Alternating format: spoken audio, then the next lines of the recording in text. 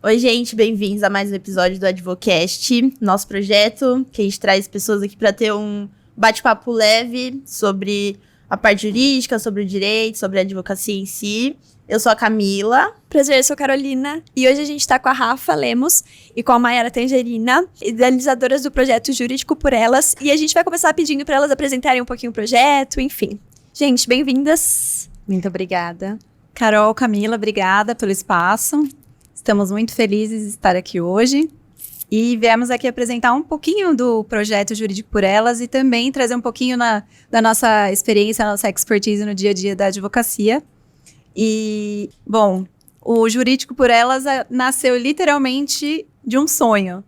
Eu e a Mayara tínhamos atendido uma cliente em comum. Eu atuo na parte de direito de família e sucessões e a Mayara na parte criminal. E naquela semana a gente tinha tido um atendimento bem pesado, né, de uma senhora que tinha tido violência física, violência patrimonial. E eu tenho uma sensibilidade muito grande e sonho bastante. E eu dormindo, eu tive um sonho, assim, e sonhei com o nome, Jurídico por Elas. Eu falei assim, bom, eu tava indo pra academia, eu lembro. Aí eu liguei pra Mayara, falei, Mayara, a gente precisa fazer uma coisa. Daí ela falou, o quê, né? Já vem com alguma ideia mirabolante, né? Porque é sempre assim. E eu falei, a gente precisa fazer alguma coisa pra essas mulheres em situação de violência. Sim. E aí ela falou, mas o que a gente vai fazer? Eu falei, bom, você gosta de direito penal. Eu gosto de direito de família, então a gente precisa se unir para disseminar a informação, né? Que era o que a gente podia fazer naquele momento. Então, vamos fazer um Instagram, a gente tem, né, várias ideias para colocar em prática ainda, que a gente ainda não pode divulgar, mas a gente começou a criar, né, esse tipo de conteúdo, enfim, e trazendo muito, na verdade, esse nosso anseio que a gente tem no dia a dia da advocacia, porque a gente começou a perceber que, independentemente da classe social da pessoa, da mulher, né, que vinha buscar o escritório, da raça, da religião, enfim, todas essas mulheres estavam sofrendo algum tipo de violência e elas também não estavam identificando aquilo, né? Então, nós, juntas, falamos assim, a gente precisa aquele sonho, né? Vamos transformar o mundo juntas e a gente tenta fazer isso todos os dias, de uma certa forma. E eu não sei se a Mayara quer falar um pouquinho de como foi receber, né? Esse pedido, né? Que veio de um sonho, realmente. Primeiro, muito obrigada pelo convite. Nós estamos muito felizes de estar aqui. A Rafaela, além de ser minha amiga, uma companheira de jornada, ela também é minha prima. Então, ela já chegava sempre com muitas ideias, e principalmente porque a gente tinha essas trocas, né, em reuniões de família, ou às vezes durante a semana, em almoços. Então, ela, na parte do direito de família, ela já conseguia identificar ali algumas questões de mulheres que sofrem muito, que acho que a gente até vai conversar sobre isso. Sim. Nessa parte de questão de direito de família, então guarda, divórcio, enfim. E ela vinha num contraponto nessa questão da violência muito forte, e esse assunto acho que sempre foi latente entre nós, né, essa questão da violência contra a mulher. Então, quando o telefone toca de manhã e aí você ouve uma história de a gente precisa fazer alguma coisa, tudo bem, como é que a gente vai fazer? E aí, basicamente, surgiu assim. O projeto ainda tá num processo ainda muito embrionário, embora ele já tenha caminhado bastante, e assim, até mais do que a gente já imaginava, a gente já tá conseguindo ajudar diversas pessoas, diversas mulheres, na verdade, mas o nosso sonho é muito grande e a gente sabe que tem muito ainda pra alcançar e pra caminhar. E é um projeto recente. Ele tem um ano. Tem um ano agora, assim, de projeto mesmo, de ideia, um ano, e que a gente colocou tirar do papel menos de um ano. É um bebezinho ainda. Eu acho legal pra gente iniciar, assim, contextualizar. Expliquem pra gente um pouquinho o que é a violência doméstica, enfim, pra gente poder trazer esse informativo também para as mulheres que estão aqui assistindo. Então, o que a gente traz e a gente trata no projeto é a respeito da violência de gênero. Então, hoje entendida que a gente acaba difundindo mais em relação à violência contra a mulher. E em relação à violência doméstica, nós temos atitudes ali com uma mulher no ambiente doméstico ou numa relação íntima de afeto, enfim, e que ela sofre algum tipo de discriminação, menosprezo ou formas de violência. A própria Lei Maria da Penha, que é a lei hoje, que é o diploma que protege especificamente no Brasil a mulher, ela traz formas de violência, então, dentre elas, por exemplo, a violência física, a violência patrimonial, violência sexual, moral, enfim, diversas formas de violência, que são formas que agentes podem praticar contra a mulher, que há uma ressalva também, que não é somente o agressor homem contra uma vítima mulher, mas, por exemplo, haveria ali uma relação íntima de afeto, coabitação ou relação familiar, há ali uma questão de violência contra essa mulher, e aí a gente dá-se o nome de violência doméstica. Nós temos 5 tipos de violência, que seria a mais conhecida, que é a violência física, a violência patrimonial, a violência moral, a violência sexual e a violência psicológica. Então, a mais fácil de identificar seria a violência física, porque normalmente ela deixa marcas. Nem sempre deixa, mas normalmente deixa, né? Então, a violência psicológica, a gente vê muito, né? E, infelizmente, ela não deixa marcas físicas, mas ela deixa muitas marcas, né? Até na alma, pode ser maior, né?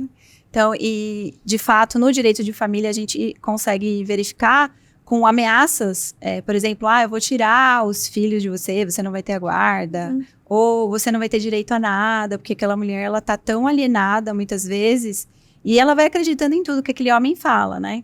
Então, também tem a violência sexual, que eu acho que a Mayara até pode falar dos crimes, né? Um pouquinho melhor do que eu. E é muito difícil identificar, né? Então, muitas vezes a gente está no escritório e a pessoa começa a contar tanta coisa para você, e a gente, né, como profissional, a gente não pode, né, demonstrar, assim, ficar horrorizada, né? E aí as pessoas vão relatando, daí no final você fala, você percebeu que você estava sofrendo, né? E normalmente as mulheres, elas passam por todos os tipos de violência, né? Sim. E a nossa maior preocupação é que tem uma grande escalada, porque normalmente começa na violência psicológica e ela vai evoluindo até chegar, infelizmente, até no feminicídio. Então, existem até alguns testes para saber qual é o grau de vulnerabilidade daquela mulher, se ela está, né, tem alguns sinais, como se fosse um semáforo, né? Então, verde, amarelo e vermelho. No estágio vermelho, a mulher, quando ela faz aquele teste, né, que às vezes em delegacias, em alguns estados isso é aplicado em algumas delegacias, né?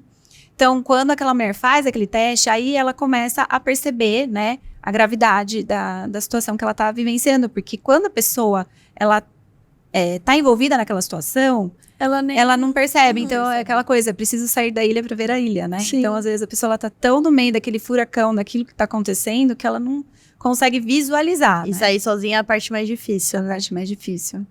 Porque geralmente, o que nós acabamos constatando é porque na área do direito de família da Rafaela, então, ela consegue analisar e permear todos esses tipos de violência de uma forma paulatina no tempo, devagar. Porque geralmente o que chega pra mim já chega de uma outra forma, já chega nesse ápice da violência, então já uma lesão corporal ou realmente uma mulher que ela já tá completamente diminuída ou talvez traz até o zero qualquer capacidade de discernimento dela dessa realidade, numa violência psicológica, até o ápice que é o feminicídio, porque o que a gente tem hoje, que acaba-se, né, delimitando e que a gente consegue entender é realmente o ciclo da violência. Então, a mulher, ela passa inicialmente por uma fase de tensão, então começam ali os xingamentos, uma violência simbólica contra objetos, contra algo que aquela mulher realmente tem um afeto, tenha algo que, um sentimento naquilo.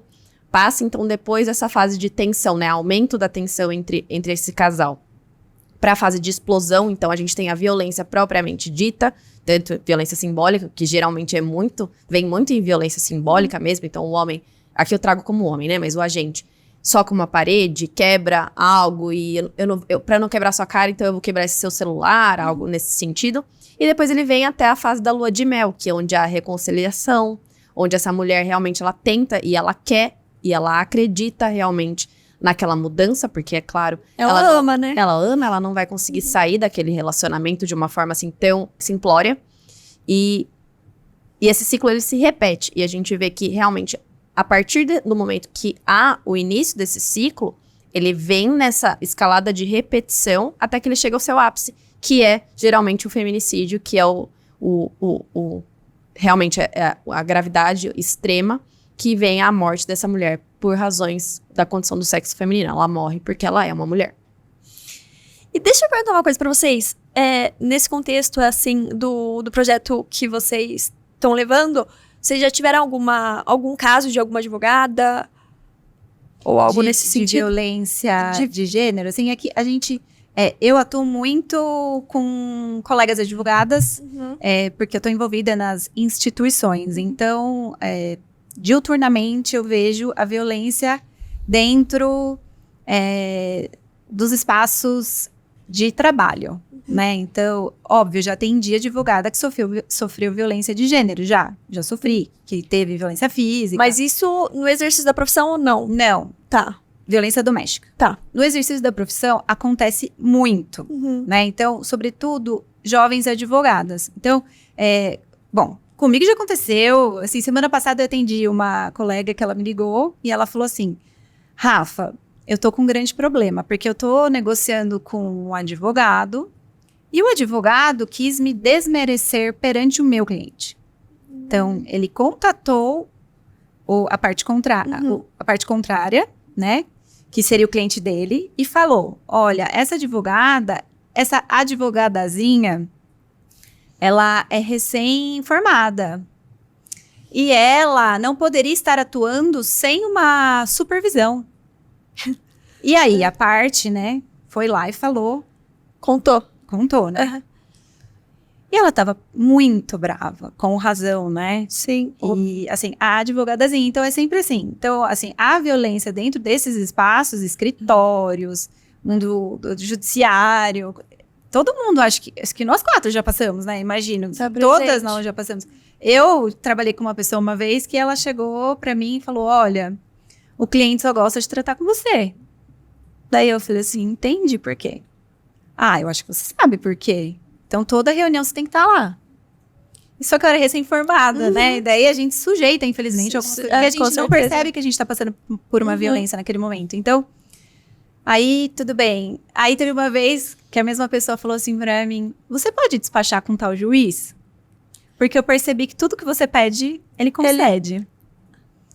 Aí eu falei assim, uai, mas eu acho que só você tem bons argumentos. Qualquer um pode despachar, né? Ah, não, mas é outro tipo de coisa que eu acho que ele gosta de você, Que né? absurdo. E aí eu falava assim, gente, não é possível, né? Então, em todos os espaços. E as pessoas às vezes não percebem, estão fazendo esse tipo de Sim. comentário, mas acontece muito. Então, no dia a dia da advocacia, tenho contato com inúmeros advogados que passam por muitas violências, né? Prerrogativas, né? Então, a gente teve um episódio que a gente conhece uma pessoa que teve um filho, né? E precisaria dos 30 dias de prazo, porque tem, né, a concessão de Direito 30 da dias. mulher Direito da advogada. mulher advogada. E o juiz não concedeu, apesar de ser a única mulher na procuração. Então, a OAB teve que intervir para conseguir um direito que está lá, né? Não é um privilégio, é um direito. Então, tem inúmeras questões da mulher advogada que a gente consegue trazer. E, assim, de 100% das minhas amigas, eu posso garantir que 100% já sofreu algum tipo de assédio, algum tipo de violência, algum tipo de desmerecimento, sobretudo jovens advogados. Porque, infelizmente, hoje em dia, né? Hoje em dia, sempre teve, na verdade, né? Os jovens são desmerecidos, porque parece que, você não tem horas de voo como eu tenho. Então, as pessoas, sobretudo os homens mais velhos, eles acham que... É o paradigma, né? É o advogado, é aquele senhorzinho que anda com a pasta, uma mulher, a gente falou isso sobre a Carol, tipo, ela é novinha, ela é miudinha, então Ninguém... Somos as estagiárias. às vezes passa que não tem credibilidade, mas a pessoa não conhece nosso trabalho, a pessoa não sabe o quanto a gente se esforçou, o quanto ela se esforçou pra estar onde ela tá, entendeu? Mas existe muito, isso é uma pena, mas existe muito isso ainda, né? O que eu costumo falar, que é uma frase que eu já ouvi e eu gosto muito, que uma mulher que nunca foi discriminada é talvez uma mulher apenas muito distraída. Sim. Porque não faz muito sentido, realmente. Então, até pra concluir isso, já recebi, eu trabalho no Tribunal do Júri, atuo há algum tempo, e um dos meus primeiros casos, então, foi trazido pelo promotor de justiça nos debates, que eu estava lá, trouxe características físicas minhas, e o modo de eu me vestir, então, porque eu estava inteira de rosa, cor de rosa, e ele falando que dessa forma eu estava querendo impressionar os jurados de alguma forma e para isso ganhar os jurados para poder absolver, e naquele caso eu estava na defesa, para poder absolver o meu cliente. Então você vê que realmente passa por todas as instituições, Sim. todos os níveis. É algo estruturado, né? É estrutural. Porque... eu acho muito interessante, e eu acho que isso passa por nós. Como somos também racistas em desconstrução, somos machistas em desconstrução, Sim. A gente tem que começar a observar isso na gente, porque eu vou me colocar dentro desse bolo. Por que é que a gente imagina que mulheres não sabem fazer cálculos? Por que é que a minha contadora... Porque o meu contador não é mulher, sei lá, né? Então a gente sempre imagina que a figura do homem tem mais características... Imponência, né? Então tem que começar por nós, né? Sim. Então assim, quando eu era mais nova e eu vi uma pessoa vestida de saia curta, mini saia, às vezes eu falava assim, nossa, onde que ela vai com aquela... Então, somos machistas em desconstrução, eu me englobo nisso. Tenho certeza que muita gente vai compactuar comigo, porque fui ensinada desde cedo que a menina tem que ficar quietinha, não é? Não é assim? O menino podia detonar a casa, a mulher tinha que estar lá. Mas senta direito, fecha a perna, faz isso, faz aquilo, prende o cabelo. Então, assim, a gente sempre foi ensinada a ficar quietinha naquela posição, né? E os homens não. Eles sempre foram pro mundo, a liberdade. Eu era bem peralta quando eu era criança. E aí eu sempre fui descobrir as coisas, brigava com os meus amigos, né? E aí a minha mãe sempre foi uma pessoa muito livre. E aí eu via, assim, as minhas amigas, as mães delas sempre falando, nossa, mas fica quieta, sai daí, desce daí. E aí eu vejo, assim, que hoje eu tenho muito mais liberdade de viver do que muitas pessoas que viviam comigo, que eu vejo que, às vezes, tem casamentos infelizes, por exemplo, né? Porque tem que seguir uma regra, um padrão da sociedade, enfim. E eu acho que isso tudo é muito construído, né? Apesar de eu ter muitos limitadores dentro da minha família também, mas eu acho que quando a gente começa a mudar a cabeça das próximas gerações, que a gente vai conseguindo construir alguma coisa diferente, né? Eu até tava pensando aqui no que vocês estavam falando. É engraçado, porque tem lugares que eu vou, enfim, numa audiência, enfim, que eu olho as pessoas todas mais velhas e tal, e eu falo, nossa, será que eu tenho capacidade de entrar nessa audiência e dar certo, sabe? Às vezes eu acabo até me sentindo não competente para aquilo que eu tô fazendo, mas simplesmente por ter a presença talvez de um homem mais velho ou, enfim, alguma pessoa... E que não é um medo seu naturalmente, né? É de você... Não. É específico, é um ponto que você conviveu ali que dá essa insegurança, né? Dá. Porque parece que a todo momento a gente precisa de validação. Sim. A todo momento as pessoas estão nos validando e estão dando reforço para o que a gente faz. Então, nossa, eu não imaginava que você, por você ser dessa forma, você seria tão boa.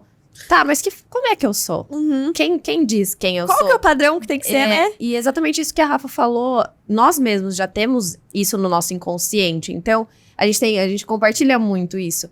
Não é em qualquer lugar que eu me sinto à vontade de colocar um vestido, por exemplo. É claro, a gente sabe, tem as vestes talares. Não tô querendo dizer de qualquer vestido, enfim. Mas, por exemplo, eu fico num ambiente muito masculinizado. Então, vou em penitenciária.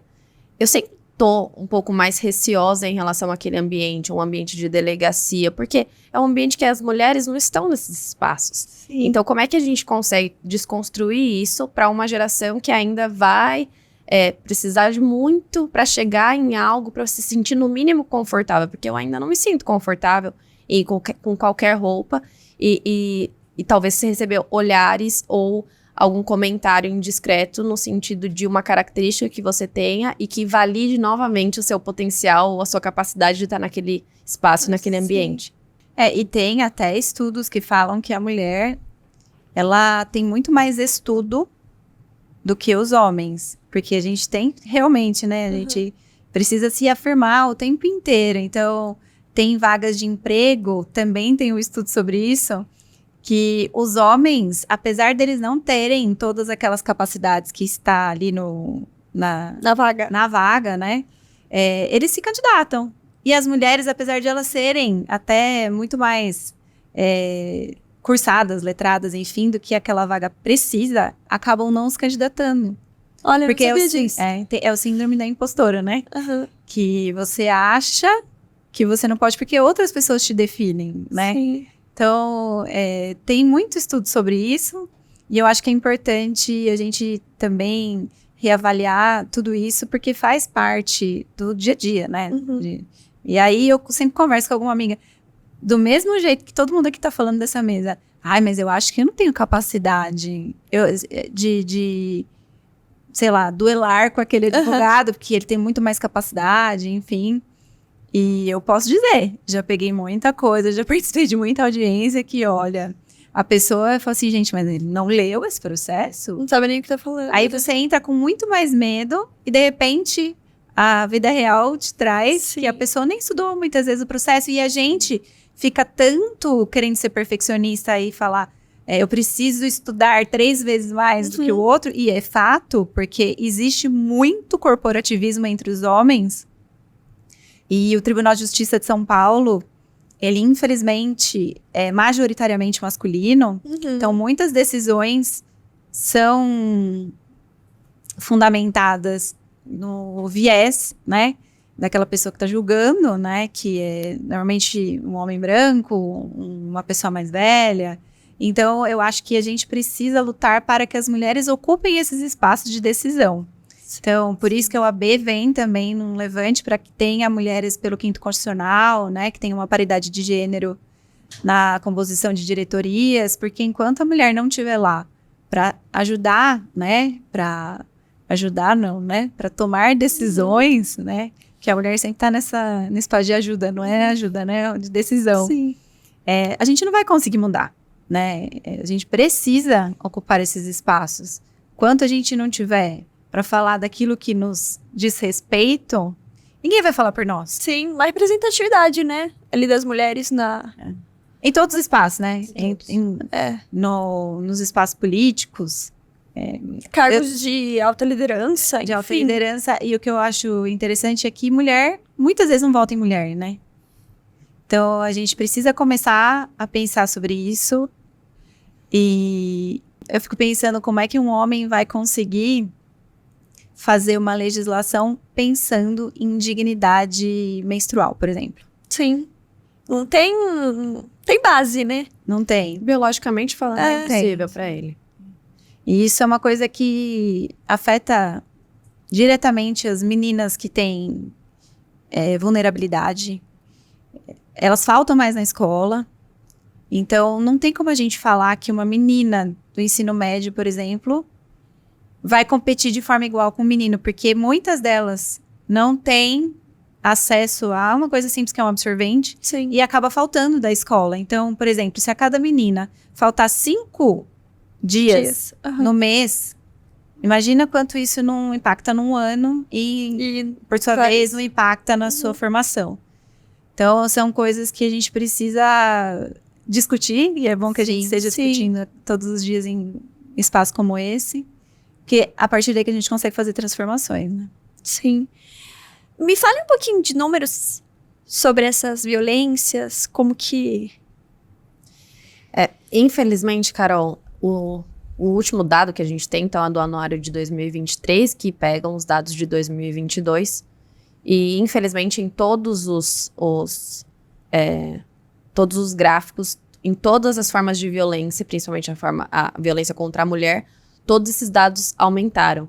Então, por exemplo, questões como o feminicídio cresceu 6,1% em 2022, comparado aos anos anteriores. Eu trouxe aqui para vocês acho que alguns números que chocam mais, porque a gente falar em porcentagem é um pouco estranho, a gente não consegue entender muito em relação ao quê, mas, por exemplo, no ano de 2022, 1.437 mulheres foram mortas somente porque são mulheres, porque aqui eu não tô falando de homicídios contra mulheres, então, simplesmente, eu tô falando realmente de feminicídio, pelo fato dela ser mulher. E, em média, nós tivemos 102 acionamentos por hora da Polícia Militar no 190. Então, Nossa. 102 acionamentos por hora. Talvez bastante. aqui, enquanto a gente está gravando esse podcast, quantas mulheres já estão sofrendo alguma forma de violência? Isso a nível Brasil. Nível Brasil.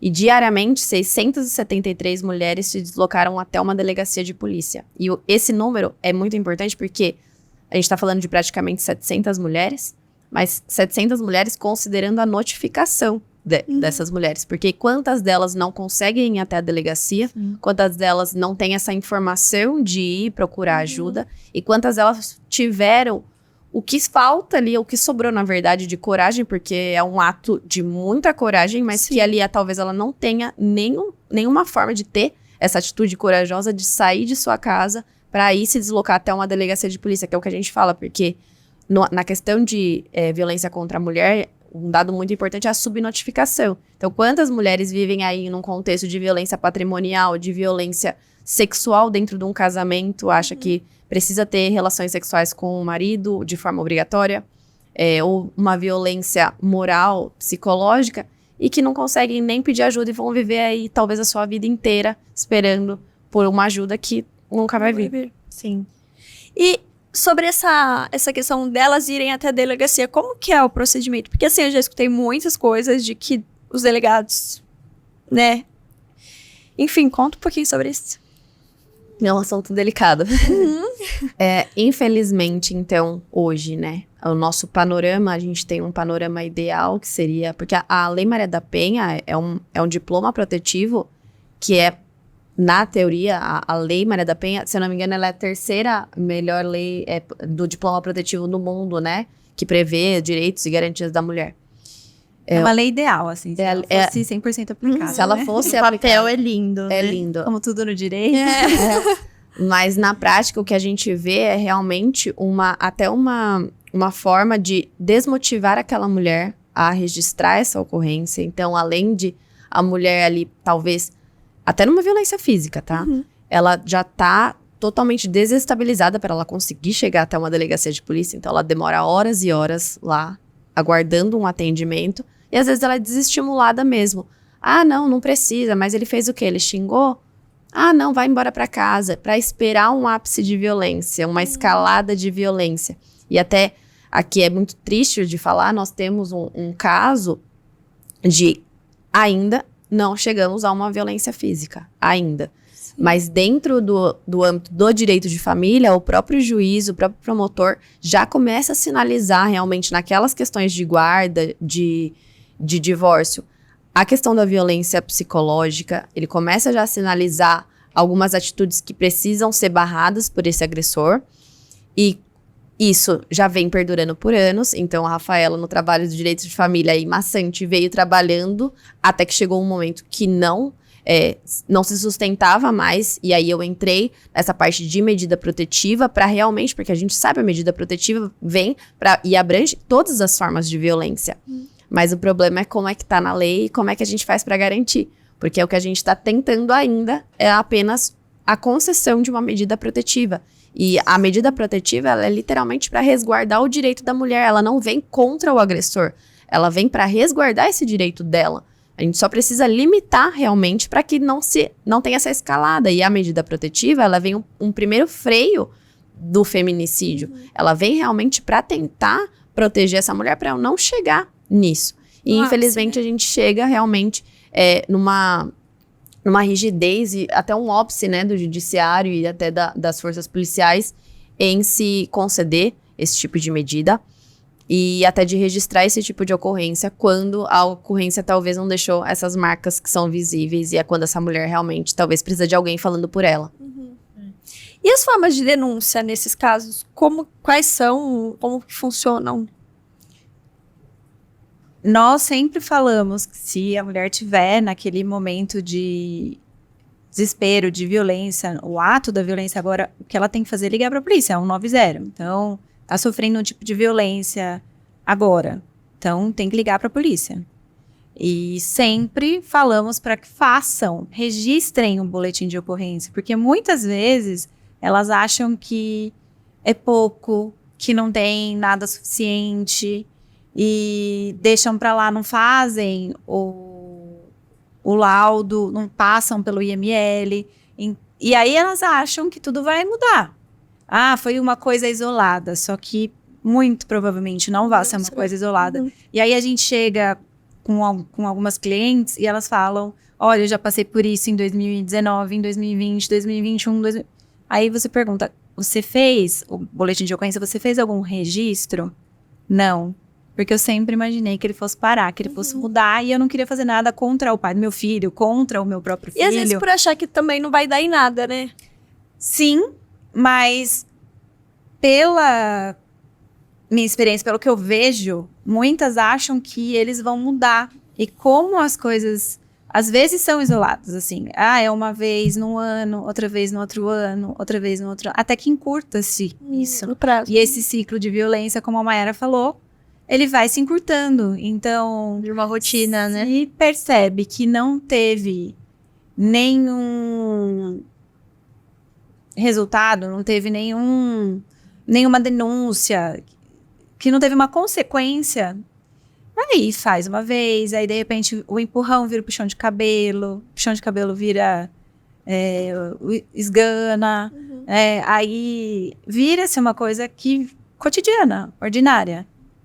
E se essa mulher está passando por essa situação, por esse período, tem que ligar para a polícia. Se eventualmente tiver passado, às vezes ela caiu na real, ela passou por uma violência no dia seguinte, por exemplo. Se deixou marca ainda, né? Eu acho que é importante ligar para a polícia 190 ou fazer um registro, né? E eventualmente, se ela perceber isso no dia seguinte, pode ligar para o 180. Então, e você também pode fazer uma denúncia anônima, se você perceber, né? Que eu acho que isso é muito importante. É isso que eu queria falar. Tipo, o vizinho tem muito isso, né? Briga de marido e mulher, você não mete a colher, mas o vizinho, ele tem responsabilidade de ligar, sim. Ele tem que... Quem tá presenciando isso tem o dever de denunciar, tem o dever de ligar pra polícia hoje, também. inclusive, tem até nos condomínios Sim. Uma obrigação do síndico. Sim. Né? Então, outro dia aconteceu com uma pessoa da minha família, ela falou que escutou no último andar a moça gritando mesmo e fez a denúncia. E aí o síndico tomou as providências que tinha que tomar, porque senão também pode ser uma omissão, né, de quem administra aquele condomínio. Sim. Então tem que meter a colher, sim. Tem alguns tipos de violência que são, né, entre quatro paredes. Então, é uma situação muito delicada, porque de repente uma amiga sua fala que aconteceu uma coisa entre quatro paredes e como é que você vai fazer essa denúncia.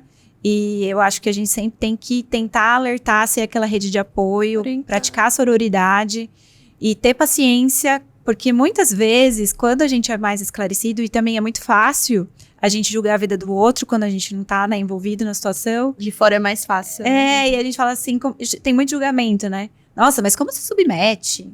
Né? Eu já tive médica, advogada, dentista, presidente de empresa, tudo que vocês imaginam dentro do escritório falando que sofreu esse tipo de violência. Então, não tem cara, não tem informação, de tudo, né? Então, são todos os tipos de mulheres e não tem como a gente julgar, e nem a mulher que sofre, sim, assim, é óbvio que vai ter, às vezes, um aspecto que tem uma vergonha, né? Não quer conversar com ninguém, mas a gente não pode julgar.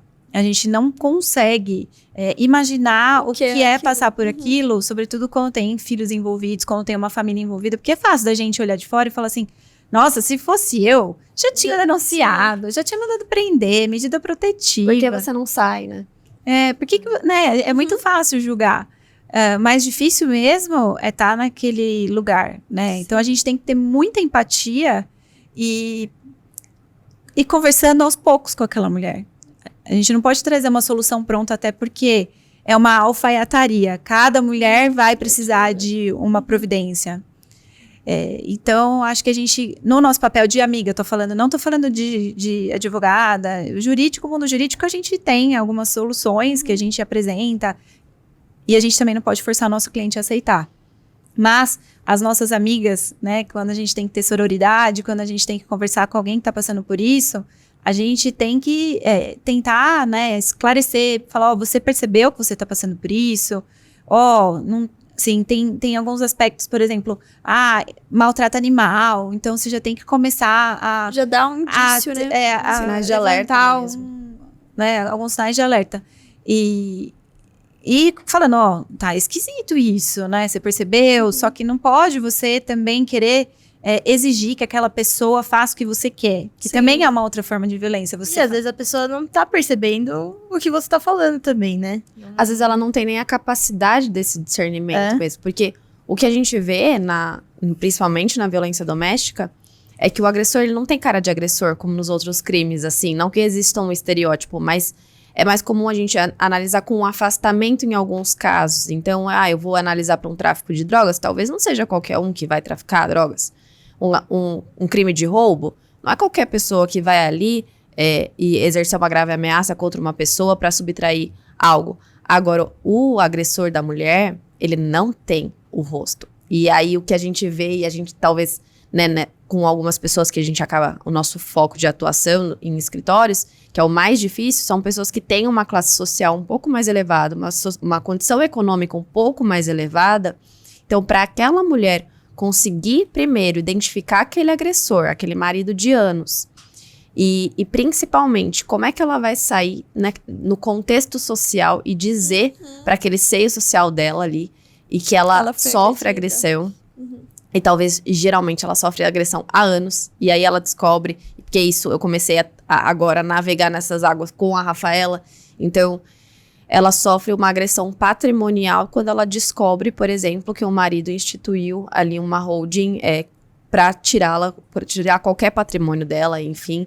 E além da violência psicológica que ela sofre sempre, então eu vou pagar algum tipo de conta só, esse tipo eu não quero, ou para que você precisa ir no salão toda semana, e enfim. Então ela vai sofrendo violências mais sutis, por assim dizer, e ela não consegue também sair daquilo, porque talvez ela já está inserida num contexto de amigas, de uma rede de apoio, que como que ela se conseguiria se ver daqui a alguns anos separada daquela pessoa e ainda contando aquela história de anos, de 30 anos de relacionamento. Então é tudo muito difícil, tudo muito delicado e que merece, além de tudo, essa paciência mesmo, né, dessa rede de apoio, porque a gente sabe que quando a mulher ainda pede ajuda, o que ela tá sinalizando pra ela já fez um trabalho anterior ali interno. Sim, tá no limite, muito maior. né? Exatamente. E às vezes também a mulher, tipo assim, esse caso que você falou da questão patrimonial, mas às vezes,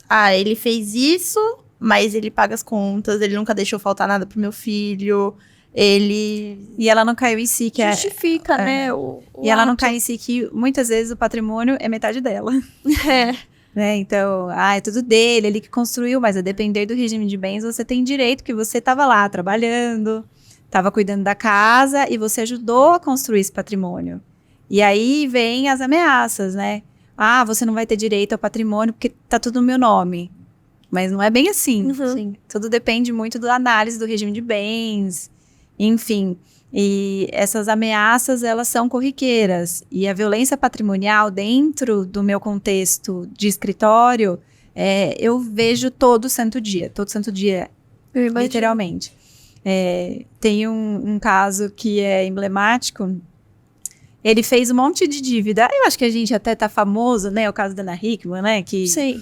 Né? Então, são vários casos que você vê que qualquer pessoa pode acontecer. Uma pessoa famosa, do nível da Ana Hickman, passar pelo que ela tá passando,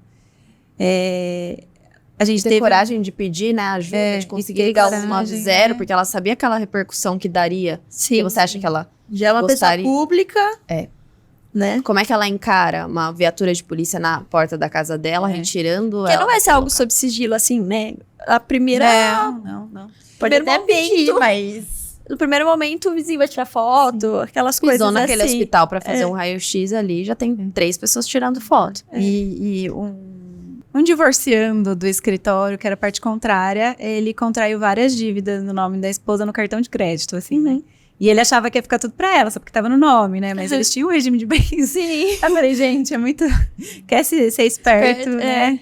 E acabou se prejudicando porque teve que dividir, enfim. As dívidas que ele fez, algumas eram comuns do casal, mas ele tava achando que tudo, porque tava tudo no nome dela, ele não ia ter que dividir nada, né? E esse é um dos casos. E a gente teve uma vez, falando da questão de classe social, a gente teve uma vez uma palestra com as Guardiãs Maria da Penha, e o que me chamou bastante atenção foi que as medidas protetivas concedidas, porque elas ficam fiscalizando as medidas protetivas, né?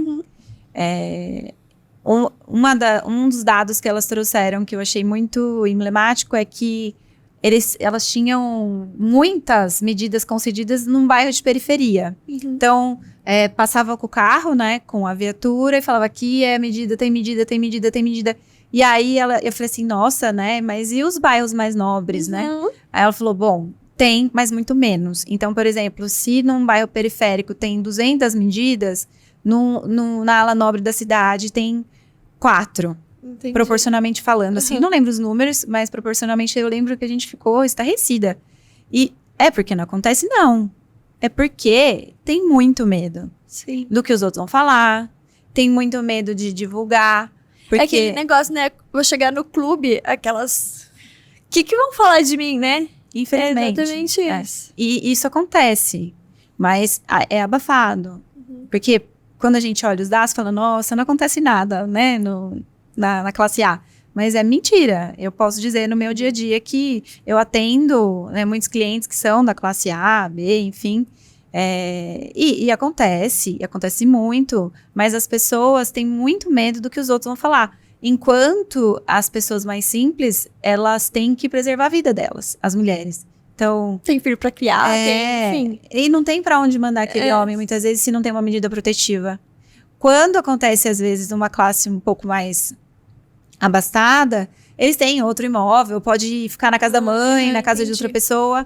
Então, acaba ficando uma coisa velada ali, uma coisa só entre a família, entre os amigos mais íntimos. Sendo que na classe, né, mais de periferia, assim, na periferia, a pessoa tem que sair da casa, porque não conseguem compor dentro do mesmo ambiente. Então, é por isso eu acho que isso acaba acontecendo. É preservação da própria vida. Sim. Não tem outra escolha. Então, acaba se relatando mais, né? Isso eu fiquei bem chocada quando ela me contou. E elas fazem um belo trabalho também. As Guardiãs Maria da Penha não são todas as cidades que tem, mas Jundiaí tem. E elas falam que elas têm muito orgulho do trabalho, porque acho que nunca teve feminicídio, ou se teve, foi uma... São sim, voluntárias. Não, guardas municipais. Ah, são A guardas? própria guarda Não municipal. sabia. A própria guarda municipal. E aí elas fazem, né? São as Guardiãs Maria da Penha, e elas fazem a Patrulha Maria da Penha. Então elas passam a ronda, porque essas mulheres, a partir do momento que há a concessão de uma medida protetiva em favor dessa mulher, a guarda municipal é comunicada, e aí elas têm essa realmente, igual como a Rafa falou no início, essa graduação em cores, ali de escalada de violência. Então elas colocam aquela mulher numa escalada verde, numa amarela ou numa vermelha. E aí entre as amarelas e as vermelhas, se eu não me engano, não tenho certeza da amarela. Mas, por exemplo, só a vermelha, fazem a ronda todos os dias, porque elas têm, por exemplo, o botão do pânico, qualquer coisa elas têm que acionar pra poder a guarda chegar mais rápido, e elas passam ali todos os dias pra ver como é que essa mulher tá, se esse agressor chegou próximo ou não. E a gente sabe, a concessão de medida protetiva não vem apenas numa classe social inferior, mas geralmente o que elas contaram muito isso, né? Então a concessão para uma pessoa com uma classe social mais elevada, mas quando ela recebe a Patrulha Maria da Penha naquela semana, ela fala, então eu prefiro ficar sem, eu não quero a patrulha, ela abre mão daquilo, porque ela não quer esse carro. Exposição, né? Esse carro da guarda todos os dias passando na casa para ver, e só para garantir a integridade física dela. Nossa, É verdade, eu não sabia também. É muito legal, o projeto muito legal. Bem bacana. Pode falar. E dentro da questão do exercício da nossa profissão, a OAB tem algum protocolo para caso isso ocorra, sei lá, num tribunal, num fórum, no exercício da profissão da advogada?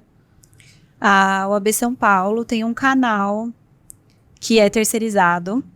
Então, você consegue fazer uma denúncia relatoconfidencial.com.br. É um site que a advogada consegue fazer o relato, escrever, ou pode ligar no 0800, se acontecer dentro da instituição ou em algum lugar no judiciário, consegue fazer uma denúncia, e aí a OAB tem todo uma tramitação interna de...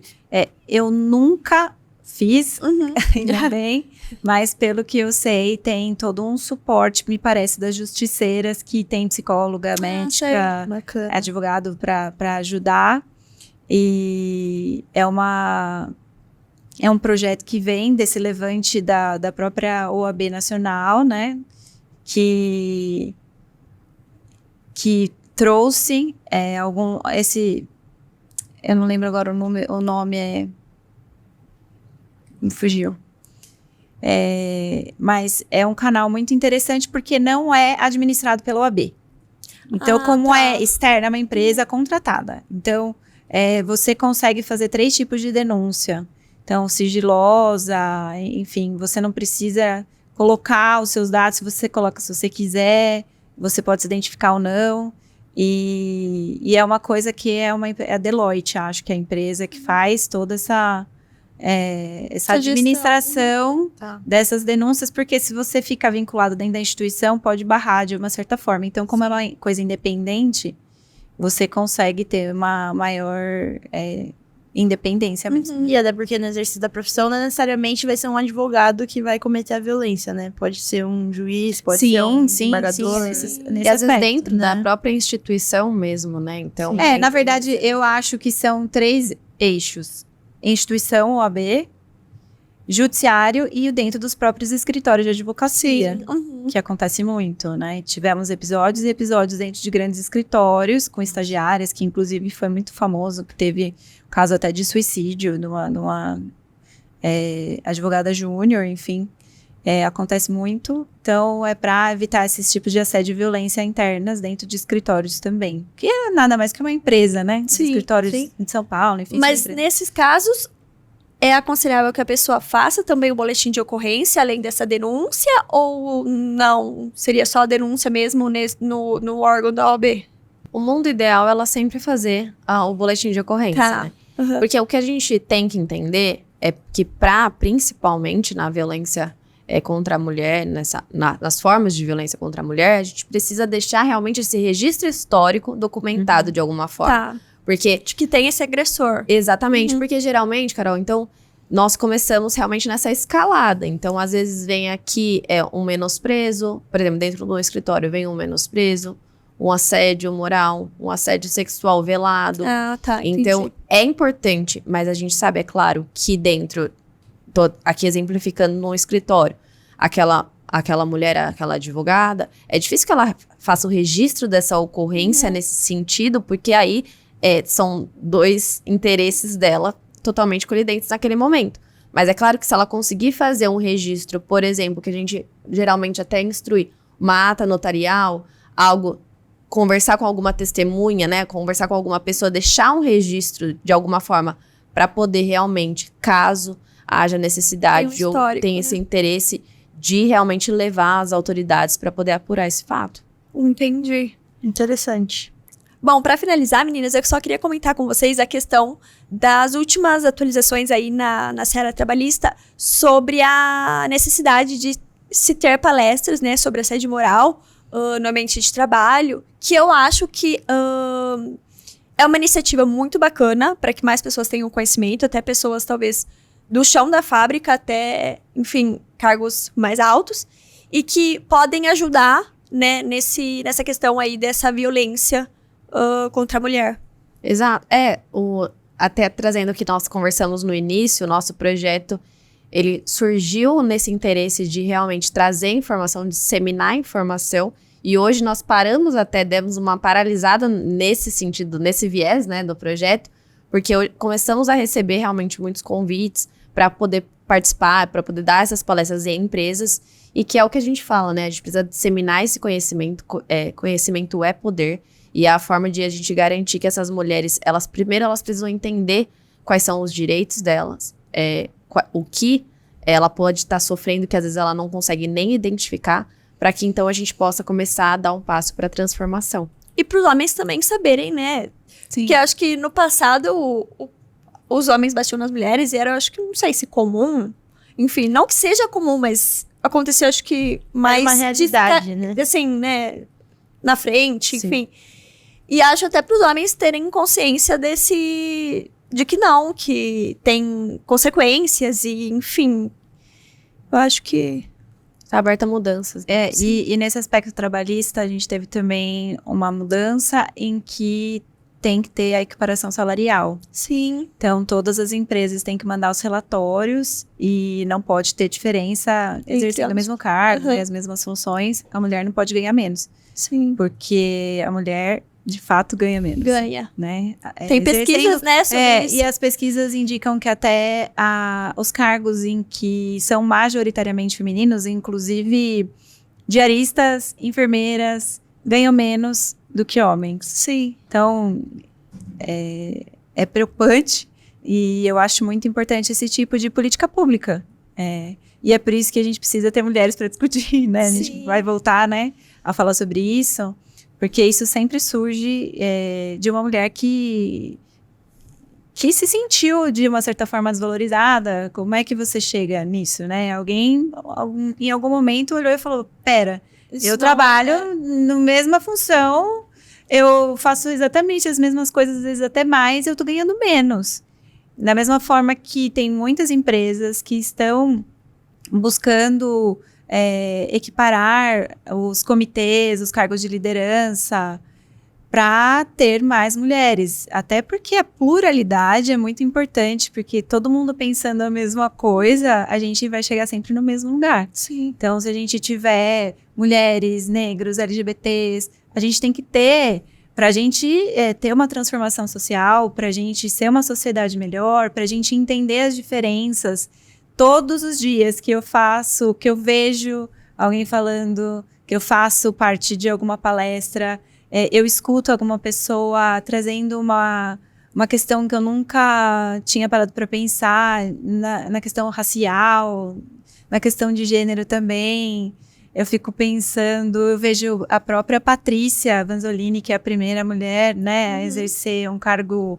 presidência da OAB de São Paulo. Presidência da OAB tão emblemático, que tem mais de 90 anos.